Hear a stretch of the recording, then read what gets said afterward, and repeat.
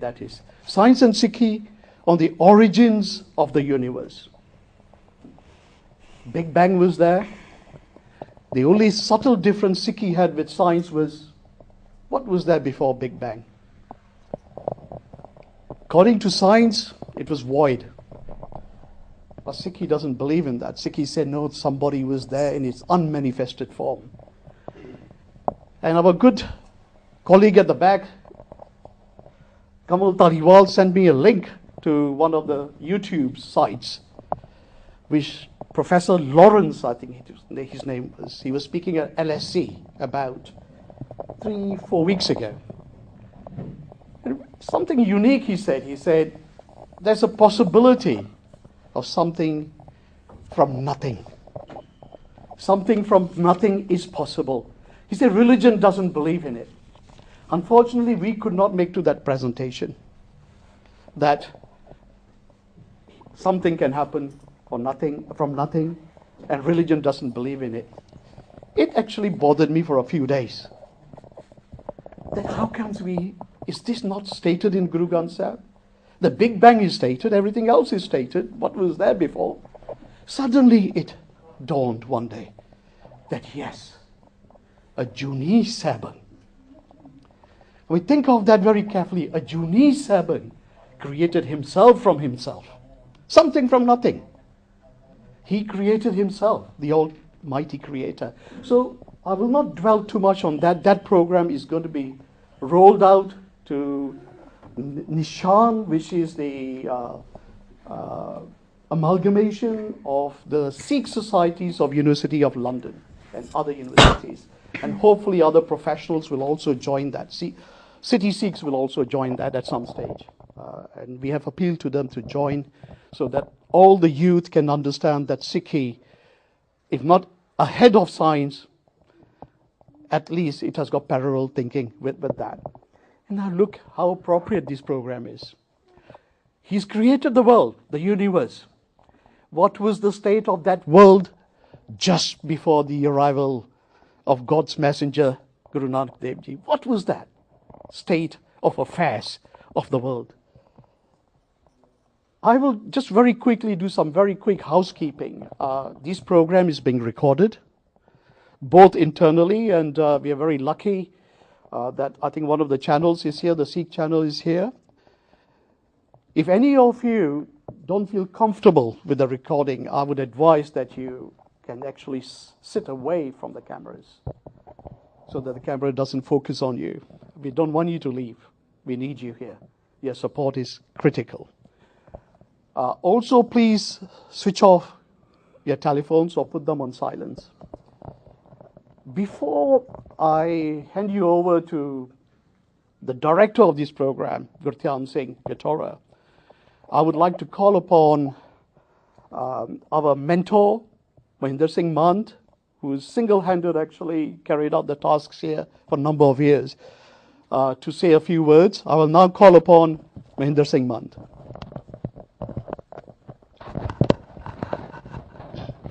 Ladies and gentlemen, Vaheguru Ji Ka Khalsa, Vaheguru Ji Ki Fateh.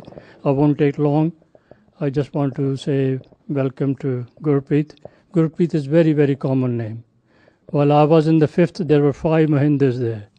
So Gurpreet, Harpreet, I don't want to go, I've done a lot of research how people keep names and surnames some of the time. But Gurpreet is a very common name, and Harpreet for the girls.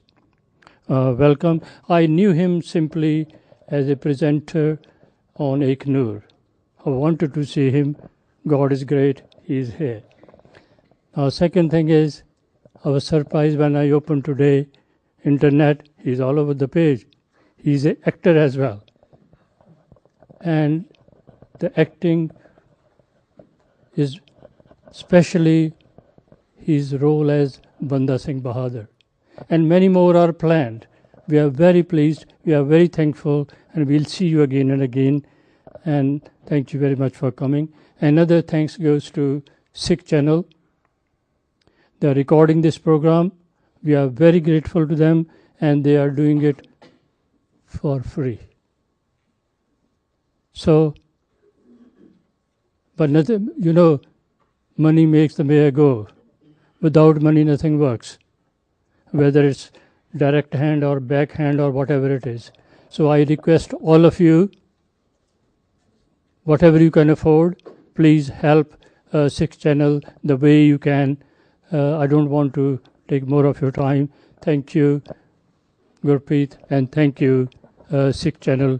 Please, and all of you, and help Sikh channel the way you can. Thank you very much. Thank you, Mansabji. It is actually, as Mansabji said, it's our rare privilege and honor that Mr. Gurpreet Singh Ji, who is well recognized, not just in the UK, in Europe, in America, in the Far East, Australia, Singapore, Malaysia, his programs are viewed with a lot of dedication. And one of the discussions over the last 2 days with him has been the youth. We want to focus on the youth. And that's exactly what this program is today, that our future is in the hands of the youth. Without much ado, I will now hand you over to the director of the program, Guru Singh Gatora, who will take the mic from now. Thank you. Thank you. Waheguru Ji Ka Khalsa, Waheguru Ji Ki Fateh. Karamjit Paji gave me the task of getting this presentation ready.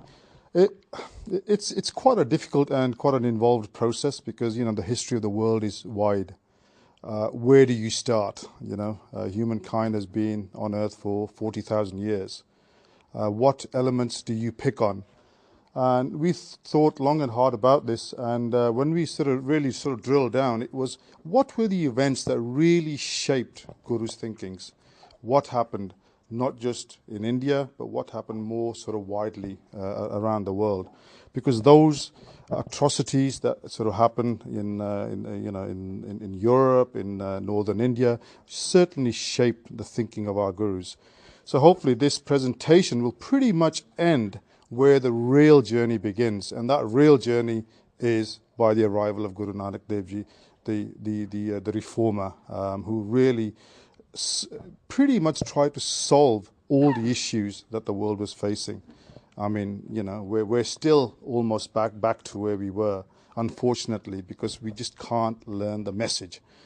So we looked at the areas, and the three main areas where we thought we'd just look at some religion, to start off with, and then we would look at the other the conflicts, the power struggle that happened in Europe and also in India. And then thirdly, thought we'd concentrate on the Bhakti movement.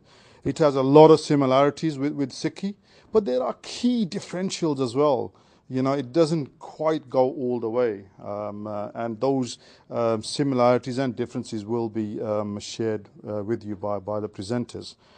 I mean, Guru Gobind Singh said, Manas ki jat ek peshaniyo, for example, and you may have seen the recent program on the BBC by Andrew Marr, The History of the World, where he looks at the 40,000-year history and pretty much goes back and says, actually, we all came from the same tribe in Africa that traveled through Africa into Europe and then into Asia, Australia, and America. I mean, if you just think about what Guru Gobind Singh Ji said, and you look at the actual history that science is now proving, how can these conflicts occur? They've certainly occurred in the past. Can we find something within those messages to make things better for the future? And hopefully Sikhi will do that. Now, I won't take too much more of your time, but I want to get these youngsters.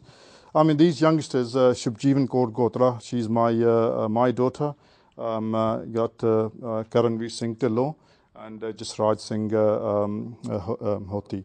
Now, these guys, at the end of the day, we can stand up here and talk, but it's the youngsters that we really need to inspire, because it's the youngsters that can go out there and really connect with the younger youth. Once they start doing that, we can hopefully begin to take the message of Sikhi to the wider world. And that's all I want to really say. I think we should just get into the presentation. So start off with on the religious aspects. Shubjeevan Kaur Gotra is going to... Waheguru Ji Ka Khalsa, Waheguru Ji Ki Fateh. Waheguru Ji Ka Khalsa, Waheguru Ji Ki Fateh. I shall get started with the presentation as my brother said. My name is Shubjeevan Kaur Gotra. So the following presentation focuses on the times prior to Guru Nanak Dev Ji's birth. And whilst doing our research, we realised some key themes that kept propping up. And they were empires, tribalism, and the conquest of land, and all these were very significant and constantly occurring throughout history. So we thought we should pick up on these subjects. We asked ourselves, when did the words religion and empire become synonymous? Establishing and expanding an empire is for economic and social gain. Religion is what I think most people believe is a self-proclamation of humility and humbleness to a supreme source or being. Now, to me, these two concepts seem worlds apart, and in fact, they once were. When conquering an alien region, religion had absolutely no place. This was just for social and economic gain, and the separation was very clear. However, this clear separation became fuzzy, and religion became a key tool in expansion of empires, and now it was used as a manipulation tool of the natives, using scaremongering tactics, because as they would never dare question their faith, so why would they dare question the leaders? Religion is the fear of the unknown. Who is God? Where is God? Why are we here? And with this, I think the rulers abused religion, thus destroying the spiritual message. So, move on. I'll now be moving on to a brief introduction of a few major religions of that time to provide a backdrop as to what Guru Nanak Dev Ji was coming into. So let's take a look at Buddhism.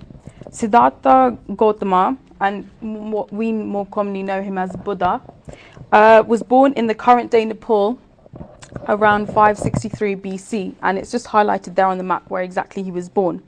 He was born into excessive wealth. Siddhartha took the steps of leaving all the riches behind and beginning a journey and path onto enlightenment. Can that light be turned off, which is distracting us living with the young lady and the... So we need that for recording purposes. So if you are disturbed, I think we can ask you to come over here. Okay, that's fine. Thank you. During this time, he discovered and established some basic beliefs of Buddhism, and we'll just have a look at them. So, one main belief is that there is no personal God. We are here on this earth as a humanity, and this is one belief I think that contradicts most other faiths. He also taught about the path to enlightenment is through practice and development of morality, humanity, and wisdom, not really your connection and devotion to God, because there is no God within Buddhism. He completely discredited the caste system, and he did not stress the importance of work. And I think that's the main difference between Sikhi and Buddhism, is that we are very much involved in our community, and work is very central to us, whereas it wasn't to Buddha, and he was more on the devotional side and so on. I think if you have a quick look at all these beliefs, all of them are in direct conflict with Brahmin ideology, and completely inconsistent. So that would bring up a lot of sort of uprising, a lot of tension between the two clans, Buddhism and Brahmins. A figure that was hugely influential with regards to Buddhism was Ashoka the Great, and we'll take a look at him now and what he did throughout India and to push Buddhism across Central Asia. So Emperor Ashoka was of the Maurya dynasty and is hailed as one of the greatest emperors of all time. Being from Bihar, there was a bubbling family feud, and this was with a neighbouring district, Kalinga. And due to this bubbling family feud, he decided that he would conquer Kalinga. And he did, very successfully. However, after the conquest, he stepped out onto the battlefield and he saw the atrocities, he saw the massacre, he saw the butchery of innocent civilians. And he revoked and he changed his ways. And he embraced Buddhism. And whilst doing so, he embraced truth, tolerance, and he was a vegetarian.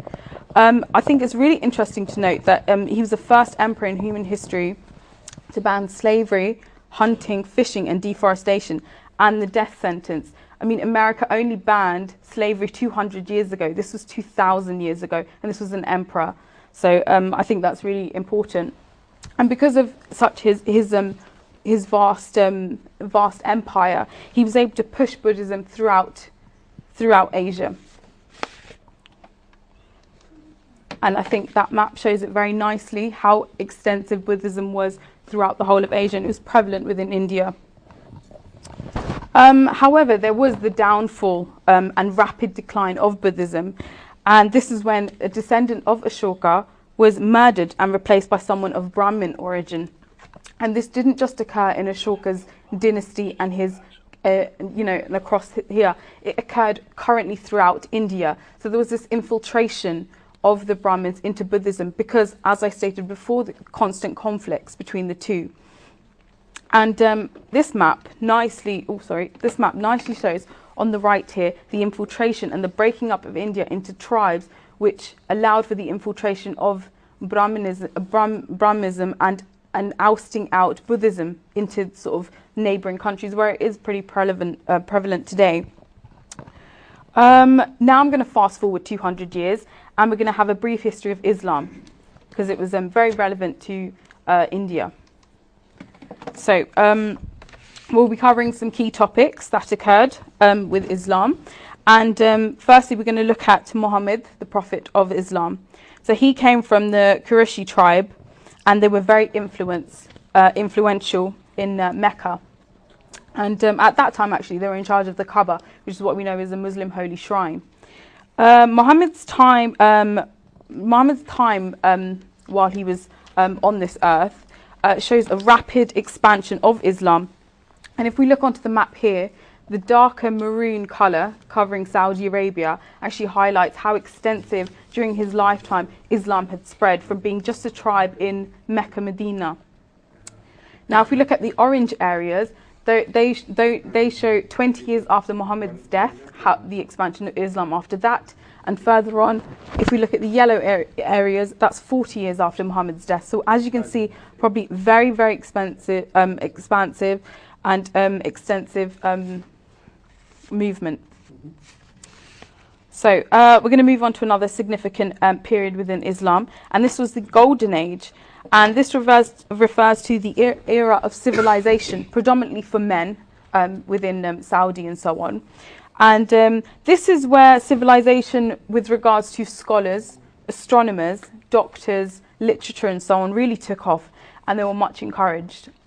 And I think this allowed neighbouring countries and so on to gain a trust with Saudi Arabia due to their rapid civilization that they hadn't seen for, well, never really. So and that occurred during the 9th to the 12th century. So now we're going to have a look at the trade routes. So where is the connection with India, and when did Islam reach the shores of India? And that's exactly what it did. It reached the shores of India, and these are through the trade routes. So from this map, I'm sure you can see the trade routes that from the left here going into the south of India, and when they reached the shores of India, not only did they exchange goods, they exchanged traditions and values and so on. The Muslims were very readily adopted the Indian numerical system and pushed it into Europe and across Arabia, often as their own work. But also they translated Sanskrit texts for the masses to be able to understand and pick up, which wasn't even done in India, to be honest with you. And initially there was a very peaceful exchange. Whether this lasted or not, I think we'll be moving on to that later on. So we've had Islam and we've had Buddhism. So we're going to move on to the Crusades because they were very prevalent in history. So the Crusades spanned from 1095 to 1272, and there were a series of 9 crusades, and the table on the right shows that nicely, that, you know, over 200 years there were 9 crusades. And they were all in the name of the Christian faith. So they're highly disputed as to why they started, but a key figure with regards to the Crusades was Pope Urban II. So let's have a look as to why they were so disputed. So there are 2 lines of thought to this, and we have a defensive response. And this is said to be a direct response to the fast establishing Abrahamic religion, Islam. At that time, Syria, Egypt and the rest of northern Africa and Spain were all Christian states, very different to what we see today. And they were slowly being taken over by Islamic State, and the Christian and Jewish people that resided within these states were not allowed to practice their religions under Islamic rule, whereas the other way around, with a Christian state, you were very accepted to practice your own faith and religion and so on under their rule. So, number one, they thought this to be very unfair, and they were also worried about Christianity being ousted out of Israel, out of Syria, Egypt, and so on, as it had been. And where was left to go? You know, they were fast expanding, they were conquering, they were converting, and there was executions and so on. So they feared that if no action was taken, their faith would simply not exist, and therefore the Crusades were a necessary course of action. However, there is also a destructive line of thought, and this is where they were initiated by Pope Urban II, and he gave the Crusades his blessing and initiated them, and they were just matching up to the might of the Muslims, and they wanted to convert, and it was all about exile. But once again, the arguments for both are both there, and it's up to an individual's choice as to what they decide. They're very debatable, but one thing that can be sure and certain is that they were bloody and they were gory and they were gruesome. And I think that takes me on nicely to Guru Veer, who will go on to the next bit of the presentation. Vaheguru Ji Ka Khalsa, Vaheguru Ji Ki Fateh. Okay, so my name's Guru Veer, and today I'm going to be talking to you about the struggle for power and how this impacted upon India and how it kind of went along, really. So my first point is the Mongols. So I'm going to talk to you a little bit about a couple of empires, the Mongols and the Ottomans, before we get on to Indian history as such. So that quote up on the board, that kind of, for me, and I think generally that sums up Genghis Khan and his motives. Genghis Khan was very unusual in the sense that he was able to foresee the potential of disunited Mongol tribes becoming united, and the effect was huge. Through political manipulation and military might, Genghis Khan was able to form what became the largest contiguous land empire by 1227. So within 21 years, Genghis Khan had created what you can see on the board. It was a phenomenal achievement that was bigger than the Roman Empire of the West. So as you can imagine, this man was a phenomenal warrior and a phenomenal manipulator as well at the same time. And for that reason, this kind of victory did not come without brutality. Yes, Islam is a peaceful religion in theory. However, as I will show you over the course of my presentation, it was misused quite a lot by its leaders, and in this respect Genghis Khan did. He was brutal. He went around looting, killing and mass converting people to every city that he went to. It really was quite brutal. But moving on to the consolidation of the empire, as you can see up there, the Mongols ruled from 1206 to 1368. So the consolidation period was generally up until after Genghis Khan's death in 1227 up until 1294, where many of his successors, his sons, his grandsons, were able to essentially just kind of keep the Mongol Empire going. They increased it somewhat, a little bit, but not as much as Genghis Khan was able to. And at 1294, that's really where the Mongol Empire reached its hilt. from after there onwards, the seeds of downfall that Genghis Khan had laid through the fact that he'd given his whole empire to every member of the imperial family, be it sons and immediate family, so wife of sons, etc., things like that. That was really now coming through. As you can see on the map, and I will demonstrate it a little bit, the empire pictured up there in 1294 became split into 4 smaller empires. This was basically due to greed and desire and a huge amount of infighting between Genghis Khan's sons and grandsons, because they all wanted a little bit of the empire. They wanted its riches and they wanted the power. So just keep that in mind. That's how the Mongols fell. Keep the idea of the Mongols in your mind. We will come back to that later on. Now moving on to the Ottomans. My personal view, I think they're better, much more powerful than the Mongols, but that's just me. But moving on to the history of it, as you can see up on the board there, that kind of, for me again, sums up the general Ottoman view of the world. They were violent and they would conquer ruthlessly. So bringing it back to the kind of the origins of the Ottoman Empire. In that image there, that's the founder of the Ottoman Empire. His name was Osman I, and legend goes like this. A tree grew out of Osman I's stomach, and this tree, its roots spread across 3 different continents. And from these roots, rivers spread, and these rivers were the Nile, the Tigris, the Euphrates, and the Danube. So that's the edges of what we now know today as the Great Ottoman Empire. And from the branches spread to 4 different mountain ranges: the Balkans, the Atlas, the Taurus, and the Caucasus ranges. So what we're trying to create there is, or what the legend is trying to create, is the fact that this empire will be created, because this legend was only really formed around the 1800s. So I don't think it's entirely true that a man was able to grow a tree out of his stomach. But yeah. So moving on to my next point. So from 1300 through till the mid-15th century, a huge amount of force, violence and expansion was needed from the Ottomans, and it resulted in the fall of Constantinople in 1453, which we now know today as modern Istanbul. So this was the Ottomans' greatest achievement. It established their power in Eastern Europe and in the Eastern Mediterranean. It meant that their empire now stretched from Iraq in the east to France in the west, Budapest in the north in Hungary, and North Africa in the south.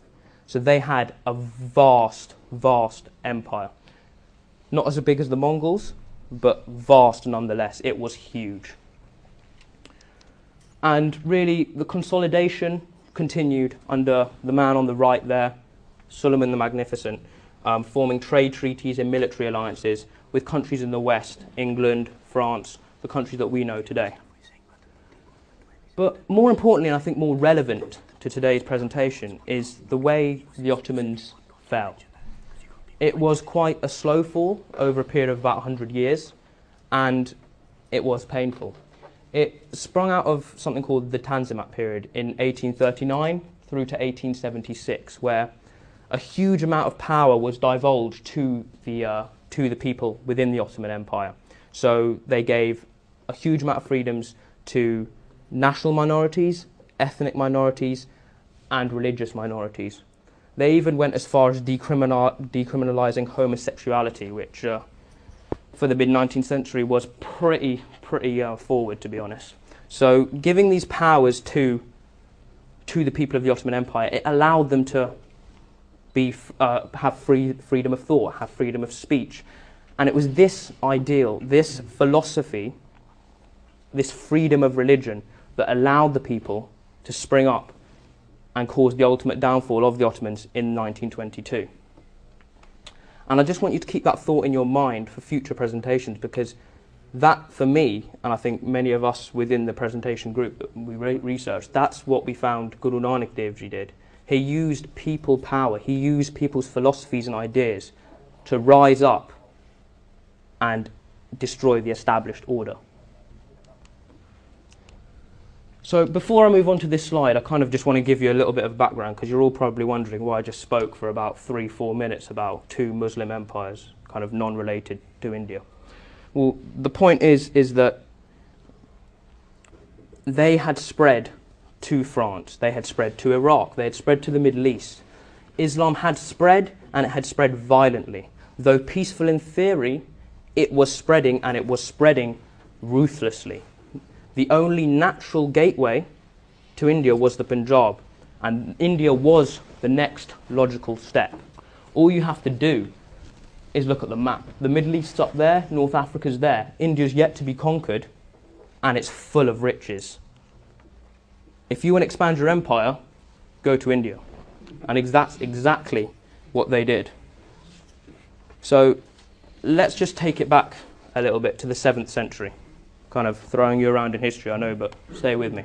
So we've just been to the 1300s. Now let's take a back step 600 years to the 7th century. So within the 7th century, somewhat 70 years after Muhammad's death, Muslims were pretty peaceful. As Jeevan previously said, they reached the shores of India in the 7th century via sea trade routes. So that's the south and western India. Traded their wares very peacefully. Built the first mosque in Kerala as well. All very peaceful. No mass conversions, no violence, no looting. But then we hit the 8th century. And the 8th century is when Islam exploded. They've got the foot in the door, and then they went for it. Through violence, through conversions, through killing. They established the first town in modern-day Pakistan called Sindh. And it actually went on till the early 10th century when this man here, Muhammad of Ghazni, established Punjab as his state and established his rule over Punjab.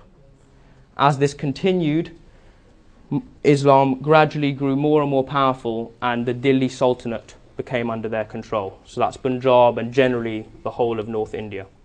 Muslims controlled the whole of North India. So you can see how the rapid expansion in just about 200 years, Islam has taken most of the Eastern world, a lot of the continent of Europe, and now they're coming to India. So now we move on to what most of you, if you've done a little bit of reading, will know that Emperor Timur's invasion of India in 1389. But let me give you a little bit of a backdrop before that. So the story about 30, 40 years before is that, if we go back to this picture here, the Delhi Sultanate, the picture over here, there was a ruler called Firoz Shah Tughlaq. He was Muslim, but he was very, very weak.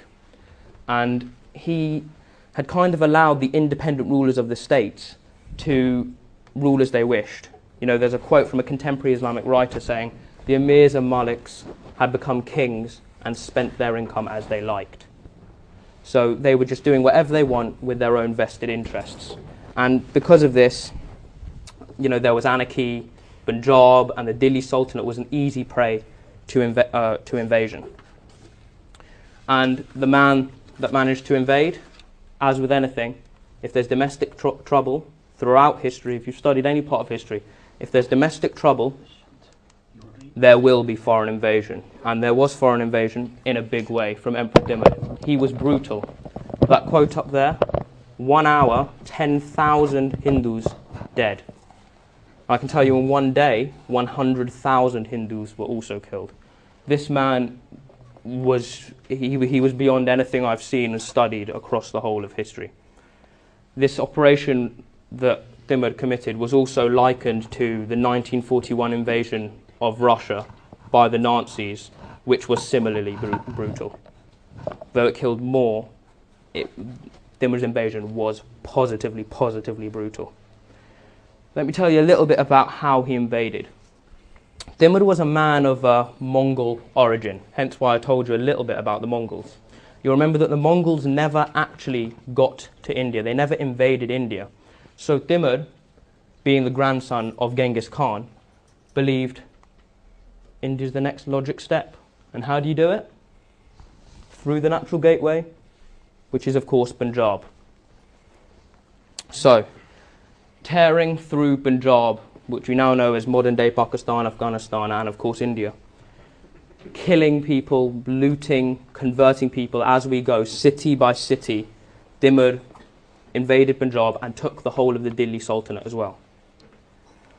Set up a political framework that at the beginning worked a little bit, but as time wore on, 10, 20, 30 years later, there was a lack of centralized political gravity. That means that Punjab as a whole really had no firm ruler. And because of this, there was anarchy. It was an easy prey to invasion, lack of economic stability, and no cultural orientation. No one really knew where they came from, in other words. Similar also to the situation today, I would say. But this gave easy prey to another dynasty called what we call the Lodi dynasty. They were of they were from Afghanistan, and they had a slightly different way of ruling. They ruled so much so that the noble ruling class was on a par with the ruler. So, I mean, if you can imagine this, this is kind of, it's ludicrous when you actually look into it. If you think about it today, so the upper class of society would be ruling alongside the British Queen, which doesn't really make sense to most people in this room, but that is the way the Lodis ruled. And it was, as Guru Nanak Dev Ji has said up here, it was disastrous. There was corruption was rife, and it just generally was not a great place to live unless you were an Afghan noble, because there was huge amounts of political corruption. So at the Battle of Panipat in 1526, when Emperor Babur defeated the Lodi dynasty, Guru Nanak Dev Ji said, that quote up on the board, which I'm sure you can all read, "The king dispenseth justice when his palm is filled. A kingdom that was a jewel was wasted by the dogs. No one will mourn their passing." So I mentioned before a little bit about Emperor Babur. All the slightly senior people in the room will probably know him as quite an aggressive, violent, horrific ruler. So you're all probably confused as to why I've put this quote on the top of the board, essentially saying that whatever religion you are, you can live in my kingdom. Whoever you are, you can live in my kingdom. You don't have to be a Muslim. You're all probably confused as to why he's saying that. The answer is, he was terribly brutal. He was worse than Emperor Timur prior to the reformation of Guru Nanak, reformation of himself by Guru Nanak Dev Ji. The socio-political situation that I've built up over this presentation reached a height, and its greatest height, at Emperor Babur. Guru Nanak Dev Ji was able to reform Babur through a story which we will tell in our next presentation, rest assured. But he was able to reform him, and this gave Sikhi the opportunity, a platform within the Mughal dynasty, to show what it was about, to teach others, to grow. And it's thanks to Guru Nanak Dev Ji and his reformation of Babur that we were able to do that. So before I pass on to my colleague Jasraj, I'm just going to say a couple of things. You've witnessed how much India was invaded over 200-300 years by Muslims, by several people. But why was this? Ask yourself that, why was this? It was because of the fabric of Indian society was so weak because of the Hindu caste system, which we'll come to later, and Jasraj will cover. That's what the problem was. And just keep that in your mind, and Jasraj will talk to you a little bit now about the Bhakti movement. Vaheguru Ji Ka Khalsa, Vaheguru Ji Ki Fateh. Thanks, Garamid. Vaheguru Ji Ka Khalsa, Vaheguru Ji Ki Fateh. So we've had a look at the social, economic and political scene. A lot of information from Garamid there with dates and information. You'll be pleased to know there's not going to be a test at the end of this lecture, so you can all relax now. But I'm going to now talk about the Bhakti movement and exactly why that was relevant, and it was massively relevant. Essentially, you know, I'm sure in this room you've all maybe had differing levels of knowledge on what the movement actually was. Really, the movement saw sort of changes and a gradual movement away from some of these old traditions we'd seen under Brahmanism, things like caste system, rites and rituals and that sort of thing. But if we take a look at the root meaning, Bhakti means to adore. Really that means sort of adoration and devotion to God. That's what it comes from. A little bit of confusion can arise because essentially there are two sub-movements. So you've got the south and the north. Now if you Google Bhakti, a lot of the information that comes up is on the south movement, which is relevant in some ways, but the focus of this topic is actually going to be more aligned to the north, purely because from a Sikhi perspective, that's where more of the linkages come in. You know, the Bhagats whose teachings feature in the Guru Granth Sahib Ji, those are the ones that came from the north, which is also known as a radical movement, as you can see in the bullet point there. As I said, it refers to devotional worship to God or deity.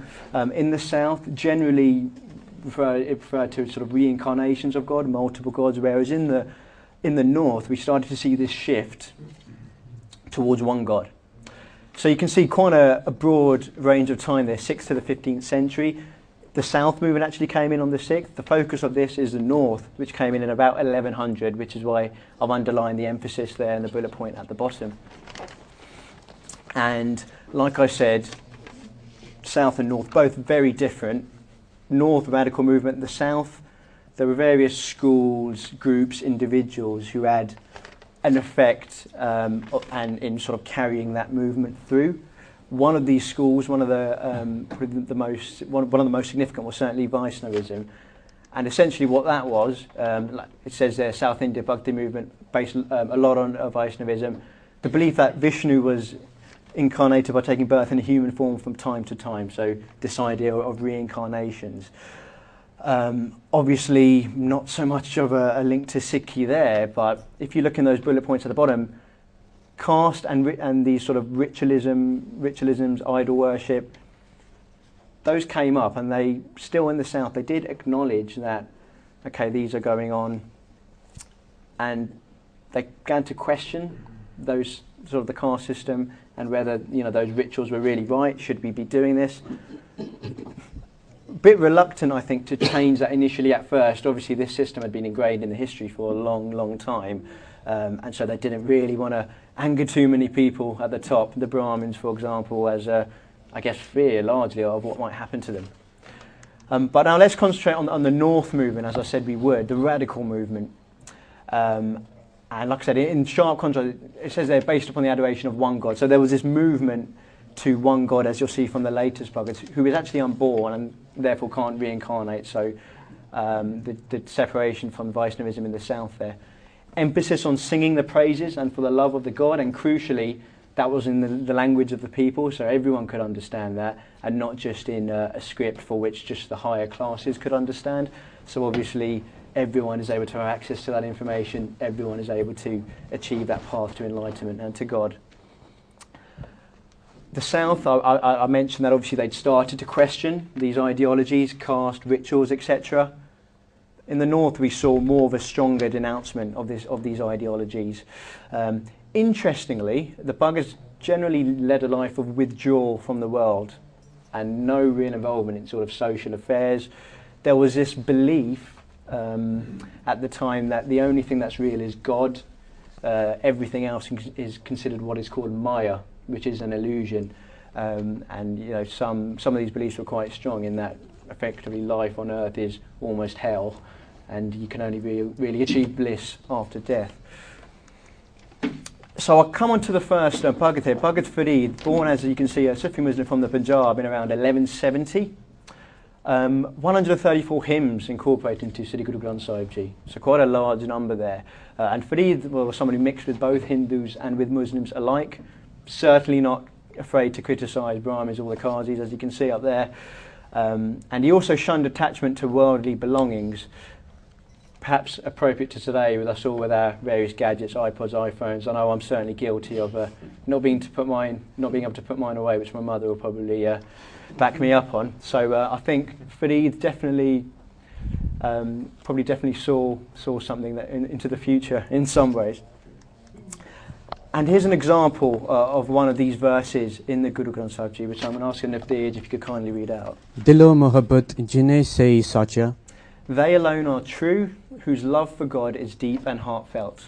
jine man bor mukh bor se kande kachya. Those who have one thing in their heart and something else in their mouth are judged to be false. Now, there's no direct mention of the Brahmins, of those priests in the upper classes there. If one were to make an educated guess, I think it's pretty clear that that's exactly who he was referring to, and they certainly weren't practicing what they were preaching. Here's a second quote, actually. So Farid was quite humble and critical of himself and fellow Sufis who went around wearing these darker clothes synonymous with sort of upper classes, but were sinful inside nevertheless.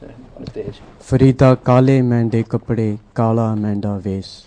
Farid, my clothes are black and my outfit is black. Guni parya main firan log kahe darvish. I wander around full of sins, and yet people call me a dervish, a holy man. Tatti toi na palve je jal tubbi te. The crop which is burnt, which will not bloom, even if it is soaked in water. So again, quite a powerful visualization there. I'm going to move on to the next Bhagat now, Namdev, who was born around 1270, year not exactly known, into a low caste family in the Maharashtra region. Interestingly, and perhaps not too surprisingly because of the practices going on at the time, Namdev actually started off worshipping idols at an early age until receiving this revelation and vision from God. At which point he started preaching about this one God and his deep love for this one God, as illustrated by this quite beautiful shabad below. Marwad jaise neer balaha bal balaha karhala. As water is very precious in the desert, and the creeper weeds are dear to the camel. Jio kurank nis naad balaha to mere man ramaya. And the tune of the hunter's bell at night is enticing to the deer, so is the Lord to my mind. Tera naam rudo, roop rudo, at rang rudo, mero ramaya. Your name is so beautiful, your form is so beautiful, your love is so very beautiful, oh my Lord. And there's actually an interesting story illustrated on this page, which actually is written in the Sri Guru Granth Sahib Ji, which speaks of a time when Namdev was praying in the temple, and being of a lower caste, he was thrown to the back of the temple by the Brahmins. Quite upset by this, he started to then sort of meditate and focusing his mind on God.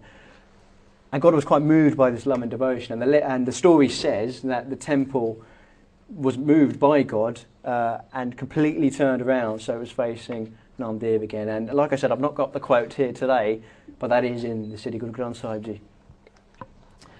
Bhagat Ramanand was born around the 1360s in a different region, and he again used the language of the people, highlighting that sort of access to everyone, again about one God.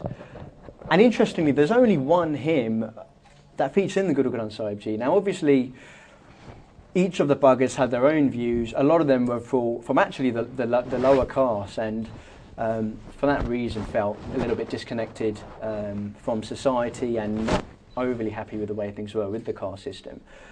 That links in nicely to what we've heard from the presenters before me. Punjab being invaded and re-invaded that many times over a period of just a few hundred years, really, completely battered from all sides. But because of this caste system, the majority being of the lower caste, if you were considered an untouchable, how much allegiance would you have to that country? I mean, would you, anyone coming in, you wouldn't really be particularly wanting to fight them or be overly fussed. And for this reason, when Islam came in, they readily converted. It was under this Hindu system, they didn't feel this, the older Brahminical ways, they didn't feel connected. They didn't feel like they were getting much. And equally, the Bhagats felt like that also. But the point I think I want to make is just one hymn for Ramanand, obviously 134 for Farid. Guru Nanak Dev Ji, on his travels and his encounters with the Bhagats, obviously took just the teachings and the sayings which are relevant to Sikhi, and those are the ones that have been used in Sri Guru Granth Sahib Ji. But this one features in Rag Basant. So Navtej, could you read this for me too? Jin sakal bikal brahma kate mor. You have cut through all my confusion and doubt. Ramanand Swami Ramat Brahma. Ramanand's Lord and Master is the all-pervading Lord God. And now we come to Bhagat Kabir, who was born again around the 1390s, not known into a Muslim family, though some scholars do dispute this. And I've referred to the North movement being called the radical Bhakti movement. I think this is quite nicely embodied by Kabir, as he was a particularly radical Bhagat. Again, idea of one God as opposed to multiple reincarnations.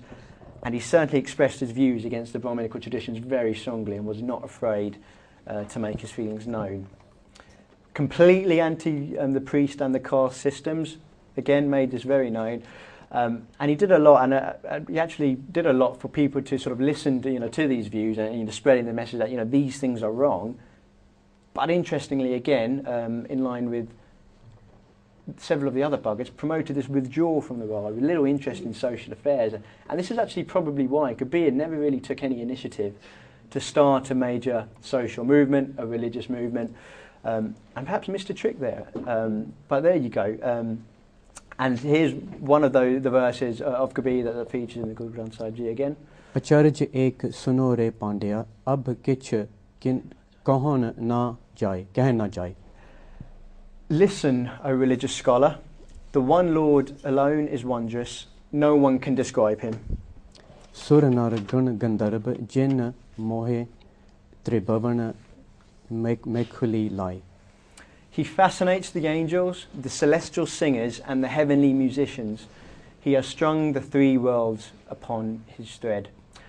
At this point, I'm just going to take you back a couple of slides to Ramanand again, because one important thing I failed to mention was that despite only one hymn being in the Guru Granth Sahib Ji, he was actually influenced a number of Bhagats, a number of people from all different castes. So amongst those was Bhagat Kabir, who was a weaver, Bhagat Dhanna, a farmer, Bhagat Sen, a barber, and Bhagat Pippa, who was a king, diverse across the board. And amongst his followers also was a woman apostle. So that's just a point I wanted to make before coming back to Bhagat Kabir. Now, it's titled Summary, this slide. I think something to stress is the Bhagats obviously had started to recognise that, the caste system, are these old practices really the right way of doing things? And they certainly had an impact. But there hadn't yet been a real total transformation. Yes, they'd started challenging these practices, but it wasn't enough to stop by any means discrimination, caste differences, the atrocities by the Mughals entirely. The job had not yet been done, and it's for that reason that higher intervention was required, and this is why Guru Nanak Dev Ji was ultimately sent. In a moment, Karami is going to nicely summarise. Again, it's been an awful lot of information to take in, but really stress why it was so important that Guru Nanak Dev Ji came in. But like I said, these problems had not been stopped by any means. And it's been said that Sikhi is an extension of Bhakti. Simply not the case, as you'll see from the next slide. Distinct differences there are. Obviously, we talked about the Bhagats almost leading a life of detachment, no real interest in worldly affairs. You compare that to the Sikhi and Guru Nanak Dev Ji, emphasis on a good work ethic, Girt Kamai, a life of a family householder, which is, according to some Bhakti and quite a few Bhakti and Sufi saints, is Maya. Again, another difference, renunciation of the world as a spiritual pursuit, completely rejected by Sikhi. This idea that celibacy was a prerequisite for salvation, unless you really want to destroy the human race and bring that to an end, is probably not the not the cleverest ideology, but again, we don't believe we're full participation in life in a spirit of detachment prescribed instead. And okay, so when I say detachment, that's obviously not detaching oneself from the world, just not being so connected so strongly with other people and other things that that issues arise after family members pass away, etc., etc. But essentially, I very much hope you've enjoyed this part of the presentation as much as I enjoyed researching it. I didn't know one thing about Bhakti before I started working on this project. And I hope I've sort of offered quite a nice summary. But let me pass you to Gaurav now, who's going to bring everything to a close and truly set the scene, hopefully, for our next presentation. Guru Nanak Dev Ji. Waheguru Ji Ka Khalsa, Waheguru Ji Ki Fateh.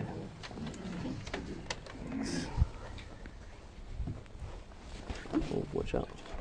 Okay, so Waheguru Ji Ka Khalsa, Waheguru Ji Ki Fateh. Hello again. Right, so I've got a little map kind of that it's going to be charting what our presentation is about. And so I'm going to kind of start from Jeevan's presentation, work my way through, just Rajas and myself, to the end, kind of tell you a little bit about the arrival of Guru Nanak Dev Ji and what that kind of means for Sikhi and the rest of India as well. So, this the picture up here is the invasion of India by Alexander the Great in 326 BC. It was the first real invasion, if you don't count the Aryans a couple of thousand years ago. But yeah, we're not going to count that for today. So we're going to go with Alexander the Great. That was the first real invasion through the Khyber Pass, which is in Punjab. And just note that that was that's quite important. We move on then to the man called Ashoka, who's the kind of statue stone head that you can see up here. People, for me, and we found throughout the presentation, don't really give Buddhism enough time in the history of India. It was very, very crucial to the development of India and also for itself as a way of life. You know, it's not called the light of Asia for nothing. It's the way it comes across and its ideals are actually, they're very, very good. And Ashoka, although first kind of developing his empire and himself very violently and forcefully, he did actually end up coming over and reforming and becoming forgiven and coming across very peacefully. And he managed to do that through Buddhism and spread Buddhism, as you saw with Jeevan's map, as far east as Japan, which is quite far if you think of it on a world scale. But yeah, so then I introduced you to the Islamic expansion that we saw. Although at first, 70 to 100 years after Muhammad's death, it was quite peaceful. They did get quite violent after a while, and you can see the areas of expansion. They did go as far west as Spain as well at some point.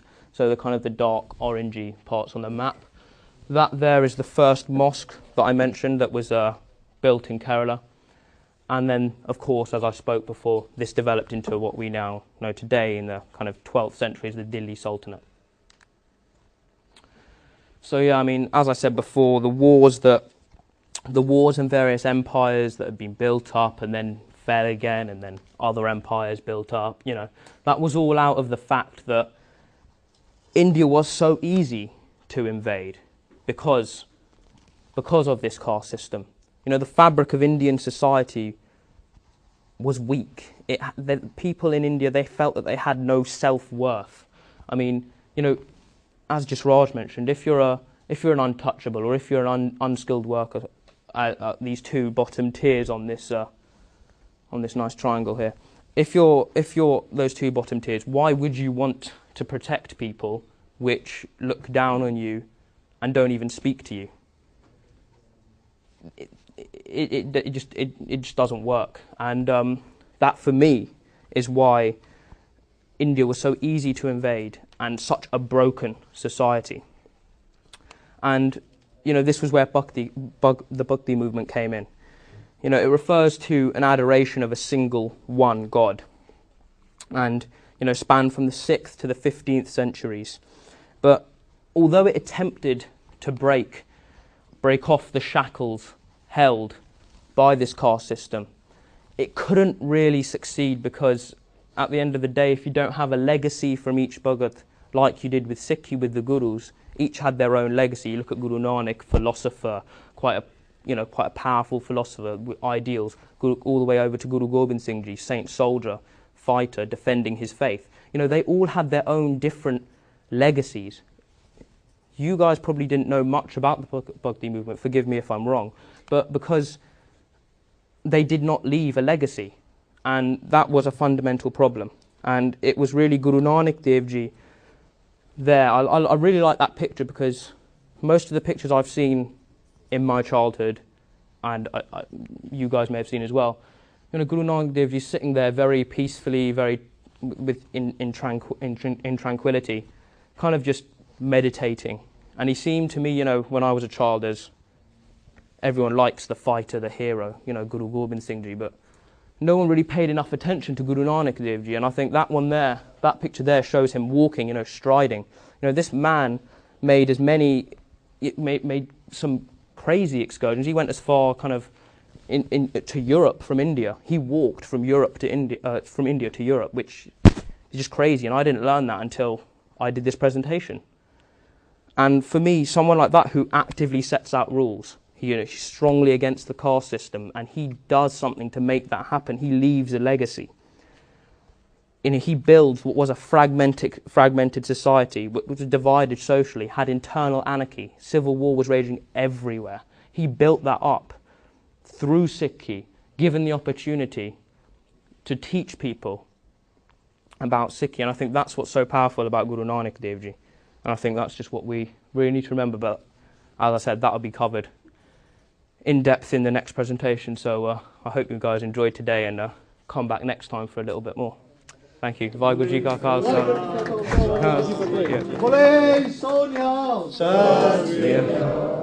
What a team. I think they have raised the bar every time we do a presentation. Guru Granth Sahib Ji is Reformation. That was all that was wrong. And you want to start with the Mool Mantra, try to understand what the backdrop was. So that's where the journey begins now for all of us. It does. And we'll be moving ahead. Let me give a big thank you to Sardar Gurpreet Singh, who is actually about to leave, excuse himself to leave for his award. Forgive us if you all didn't have time to meet him, but he is going to be back hopefully next week here on Sunday. So you will have that opportunity.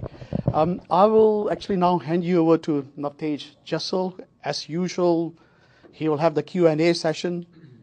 So you'll have the opportunity to raise some questions. And I do apologize to Bhai Sahib Ji there that the lights are on. We are not accustomed to this. We have never been under the cameras of televisions before.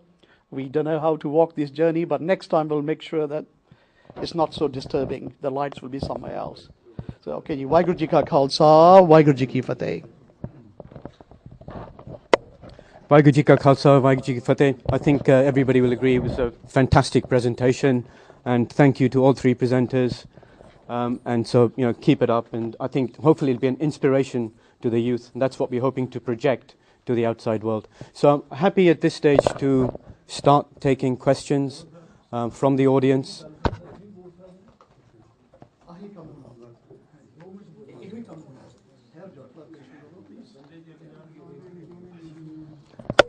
So if we could have questions from the audience, please. Anyone? Hanji. May I ask one question? Is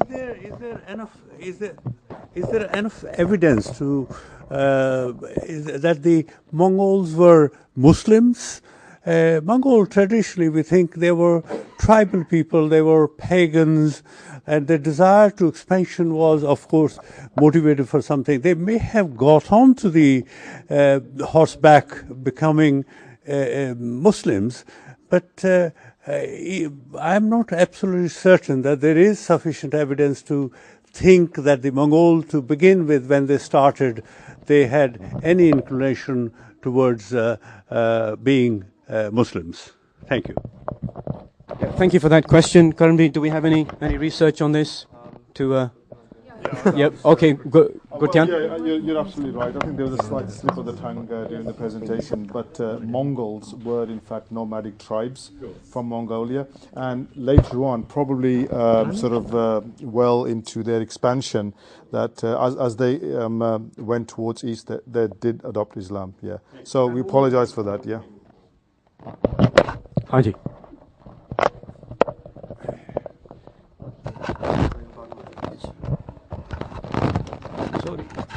Respected brothers and sisters, Vaheguru Ji Ka Khalsa, Vaheguru Ji Ki Fateh. Our subject is the word before Shri Guru Nanak Dev Ji. We are talking later on the history of the Guru Nanak Dev later on. But I want to say something. There was a simple word.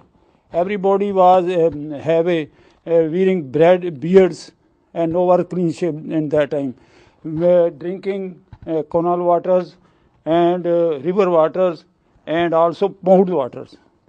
And they are getting medicine from Jadoo Tuna, not any others.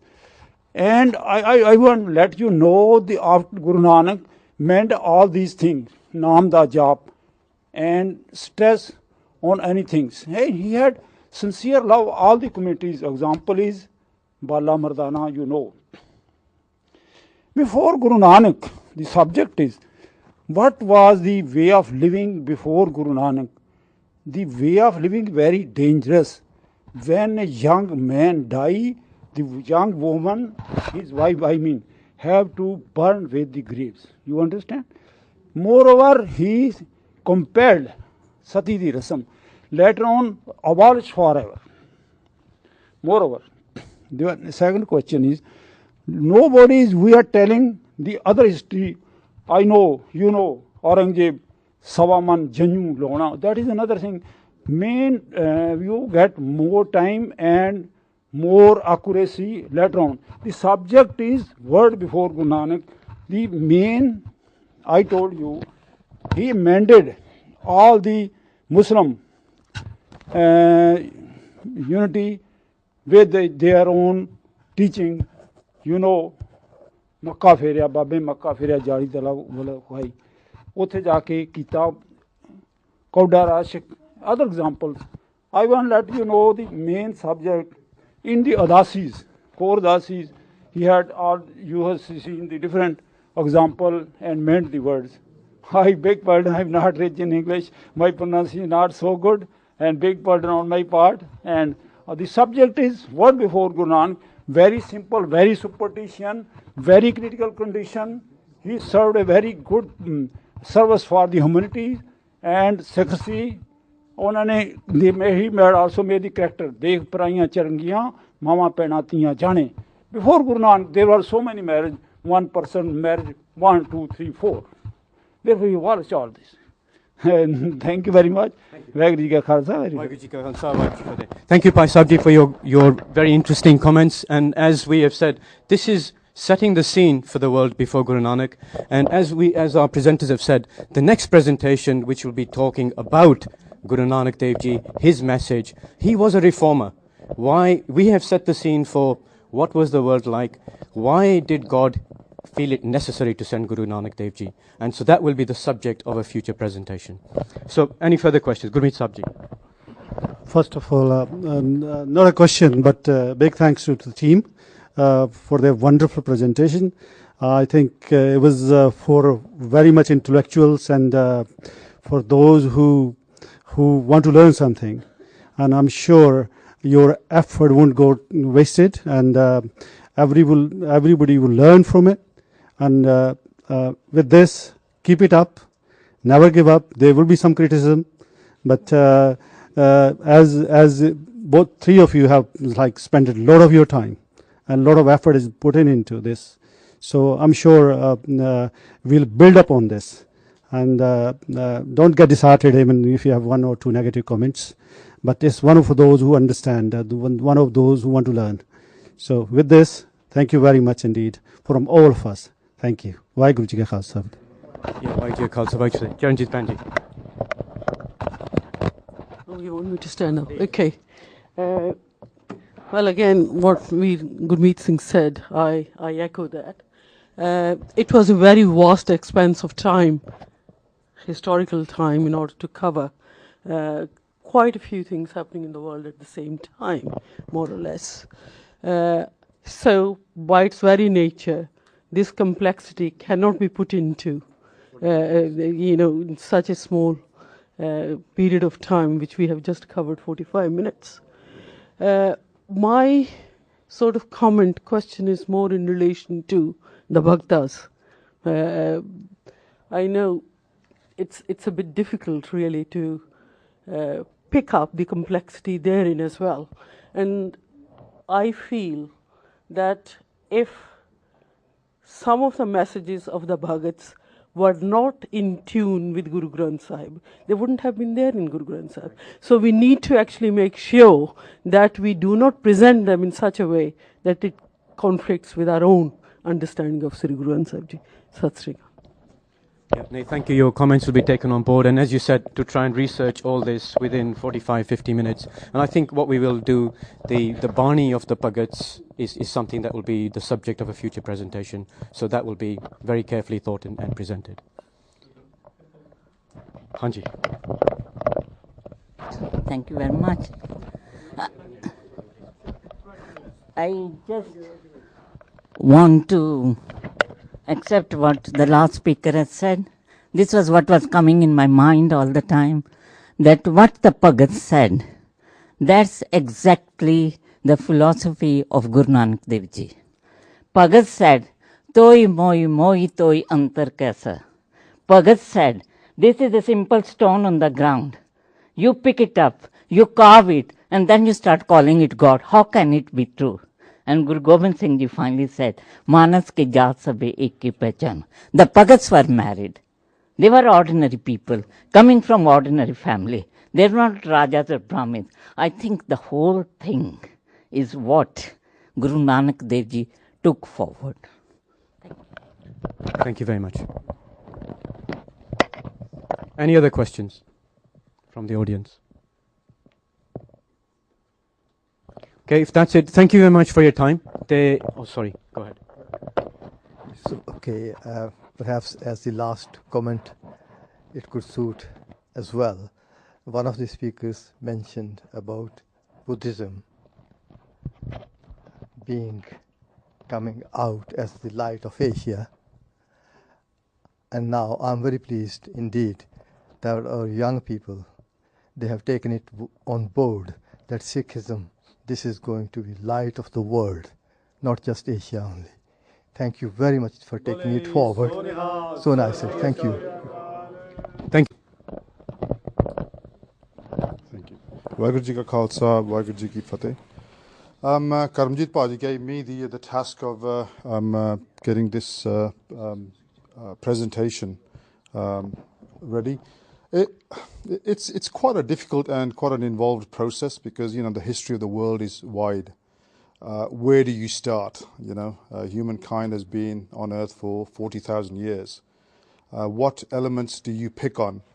And we thought long and hard about this, and when we really drilled down, it was what were the events that really shaped Guru's thinkings?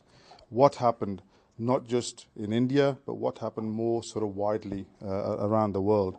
Because those atrocities that happened in Europe, in northern India, certainly shaped the thinking of our gurus. So hopefully this presentation will pretty much end where the real journey begins, and that real journey is by the arrival of Guru Nanak Dev Ji, the reformer, who really pretty much tried to solve all the issues that the world was facing.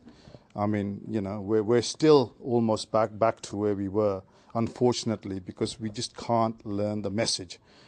So, we looked at the areas, and the three main areas where we thought we'd just look at some religion to start off with, and then we would look at the other the conflicts, the power struggle. Grateful to them, and they are doing it for free.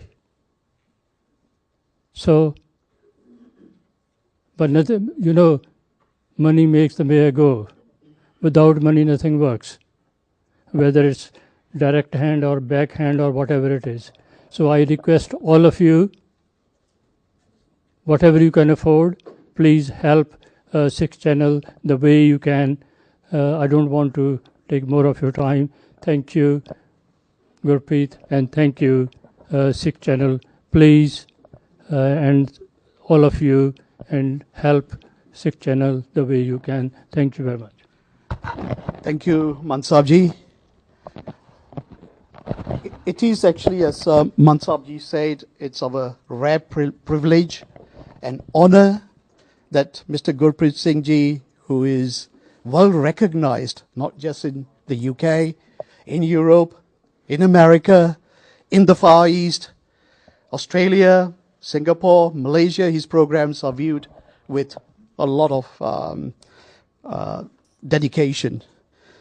And one of the discussions over the last 2 days with him has been the youth. We want to focus on the youth. And that's exactly what this program is today, that our future is in the hands of the youth.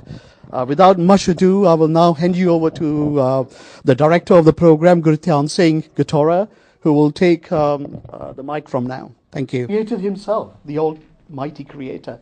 So I will not dwell too much on that. That program is going to be rolled out to Nishan, which is the amalgamation of the Sikh societies of University of London and other universities. And hopefully other professionals will also join that. City Sikhs will also join that at some stage. And we have appealed to them to join so that all the youth can understand that Sikhi, if not ahead of science, at least it has got parallel thinking with that. And now look how appropriate this program is. He's created the world, the universe. What was the state of that world just before the arrival of God's messenger, Guru Nanak Dev Ji? What was that state of affairs of the world? I will just very quickly do some very quick housekeeping. This program is being recorded, both internally, and we are very lucky that I think one of the channels is here, the Sikh channel is here. If any of you don't feel comfortable with the recording, I would advise that you can actually sit away from the cameras so that the camera doesn't focus on you. We don't want you to leave. We need you here. Your support is critical. Also, please switch off your telephones or put them on silence. Before I hand you over to the director of this program, Guru Singh Gatora, I would like to call upon our mentor, Mahinder Singh Mant, who single-handed actually carried out the tasks here for a number of years, to say a few words. I will now call upon Mahinder Singh Mant.